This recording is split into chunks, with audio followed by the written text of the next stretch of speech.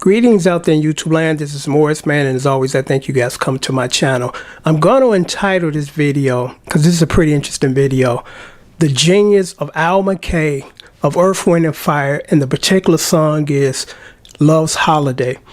And how this all started was, I got a request from one of my long-standing subscribers and supporters.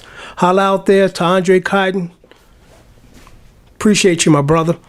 And he said, could you do Love's Holiday, and I'll pay you, for the tabbing service. And I said to myself, I'm like, I think I did that already, because I've done just about every Earth, Wind & Fire song, so how did that one get past me? So I went into my archives and I found out that I didn't do that version. I did the demo version, because initially it was entitled, Would You Mind? And I love that version. And I love that version too, off the album.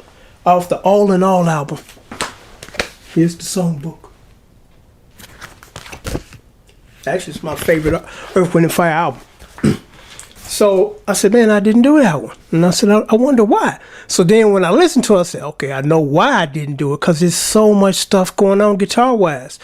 Like I said, I'm entitling this The Genius of Al McKay, because what he did on that record, it was incredible to me, because I'm like, man.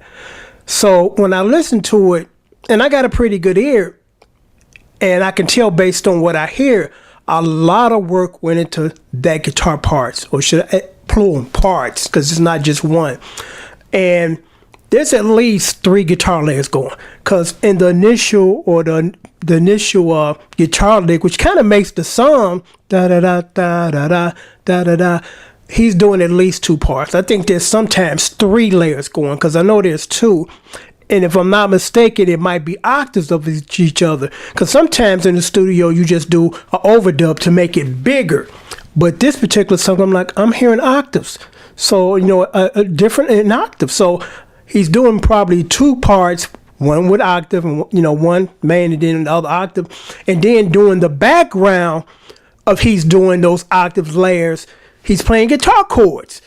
And sometimes I'm hearing I think it's a G, it's an F sharp minor 9.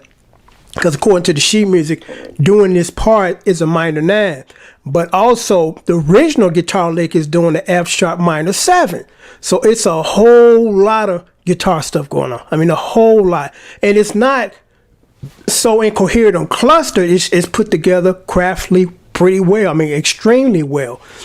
So I said, so how I'm going to do this? So I came up with a version where you can play it just one guitar, because one dude is not going to be able to play it just like the record. And that's the purpose of me even posting this video, so you can see this video before you see my cover, because you're going to have some people, why didn't you do this part? Because I only got 2 hands, okay? And there's some people that don't realize, because they're not musicians, how things are put together.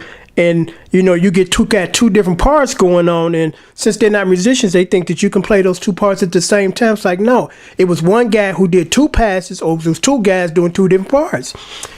So I thought I would post this video for that reason, because that's the reason why I didn't tackle that. I'm like, oh, I'm going to leave that one alone.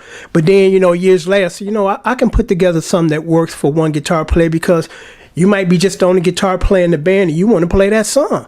And you can't play the studio version, because there's at least 3 layers going on, So it was something else I wanted to mention. And I looked at who wrote it, and it was just Maurice Wright and Skip Scarborough. And I said to myself, Al McKay should have got some writing credits, because the guitar part made that song, as well as, the beautiful sounding voice of Maurice Wright. But there was something else I want to add to this video. And who played the guitar solo, if I'm not mistaken, was Johnny Graham. Because he also played the guitar solo on That's the Way of the World. And everybody, if you really listen to their style, they have a distinctive style. There's certain things that they do that nobody else does that you notice. And Johnny Graham, you can tell he's heavily influenced by B.B. King or blues guys, the way that he exaggerate his notes.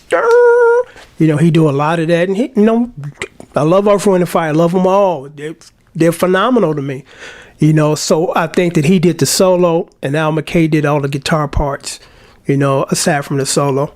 And Al McKay is just a master at stacking. stacking his guitar sounds, because like I just said, as far as Johnny Graham, you can tell he has a lot of blues influence style in his playing. Al McKay, oddly enough, because I had a copy of Star Licks where he talks about his playing style and some of the guitar licks on Earth, Wind and Fire. And he said this himself. He said that his biggest influence were country and western guys, chicken picking guys, And if you really listen to his style of playing, especially his lead picking stuff, you can hear that country and western feel. But what's interesting is he took that country and western feel and created a R&B flow. Because Shannon Star, if you listen to the beginning of it, because he did that in Star Licks, that's at least 4 guitar parts going, because that's how I know he's stacking stuff, because I seen that video. And it's about 4 guitars going, and it's kind of like a country and western style, but it's an R&B feel and flow, if that makes sense to you. So, I listen to his stuff because he's a big influence on my style of playing. Nile Rodgers, Al McKay, and Nile Rodgers, Al McKay, and Ray Parker Jr. in that order, And I admire country and western guys that style of picking, because they pick real fast and they pick real clean. Because I can pick that fast, but sometimes I'm not that clean. So I'm like, you know what? I'm going to leave that alone, because that ain't my strong point. My strong point is rhythm and playing chords, Because that's another thing about becoming a professional musician, or just a good musician in general. Know your strengths. Build on your strengths. Put your strengths out there. That's not the word I'm looking for. Let your strength be your forte, and the stuff that you're not really good at, don't do too much of it, because there's some people that don't understand. I'm gonna do as much as this stuff that I'm sloppy at, as much as the stuff I'm good at. And what I was looking at, showcase your talent. Can't even get the word out, man. Your strong points in playing, showcase those. Because like I just said, there are a lot of people, they don't know how to, okay, I'm not good at this, so I'm not going to do as much as this, or if possible, not going to do none of this and focus on this because I'm good at that, And am I going to say this? Yeah, I'm going to say this, because it's not negative. It's just stating fact and truth as far as a good example of that. There's somebody on YouTube, and I'm not going to mention the name, because again, I'm not trying to trash anybody, or you ain't as good as me, or I ain't as good as you nonsense. It's just a good example of focus on your strength, showcase your strength, and back down on the stuff you ain't good at. I did a cover of One Nation Under a Groove. The first cover I did, I played from the sheet music. But the problem that I made doing that at that time was I didn't pay attention to the voicings of that particular song, because you got to get the voicings on certain songs right, or it's not going to sound right. And there's some songs you like, okay, I can just play the chords, even though they're playing something not necessarily chord wise, but I can get away with it. It sounds good. So I posted it, and the guy said, it's good, but it's not close like the record. And I took a step back before I got mad, because I didn't get mad, because I said, you know what, dude, you're right. You're right. Let me go back and redo this.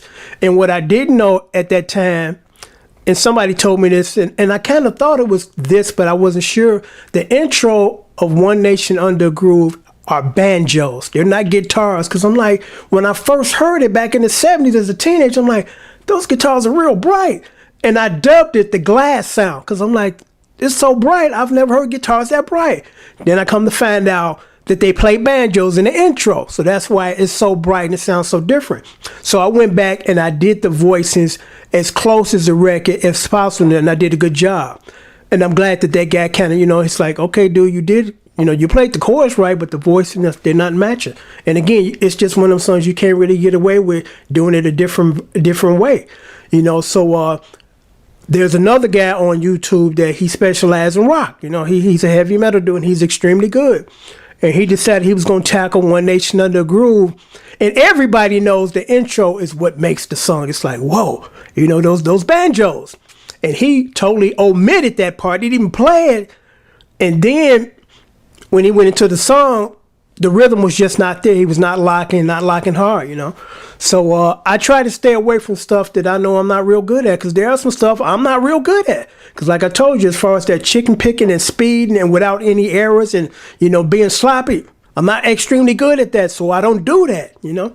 But I'm going to sign off now. But again, like I told you, I thought I'll post this video first before you see my cover. And when you first see this video, the link for the cover will not be there yet because I'm doing this one first. So if you watch this first and then, you know, there's no link, that's because I haven't posted the other one yet. But within 30 minutes of posting this video, the link will be there, and you just click on the link and it'll take you straight to my cover of Earth, Wind & Fire Loves Holiday. So until next time, take care. Thanks for watching.